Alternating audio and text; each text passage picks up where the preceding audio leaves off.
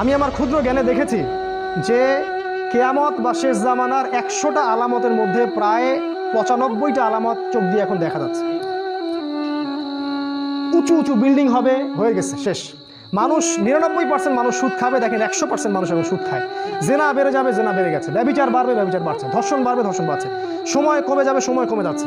ভূমিকম্প বাড়বে, ভূমিকম্প বাড়ছে। মহামারী ছড়াবে, ছড়াচ্ছে। মুসলিম থেকে নির্যাতন করা হবে, করা হচ্ছে। কাফেররা ঐক্যজোট হবে, হচ্ছে।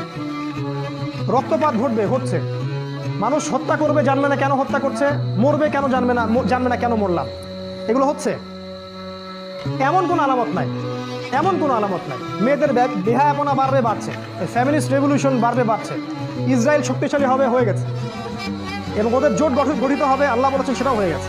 আর আমি আমার ক্ষুদ্র জ্ঞানে বলছি যে এমন কোনো আলামত আমি দেখছি না যেটা প্রায় এই 95টা আলামত 100টার মধ্যে এখন পাওয়া যায়।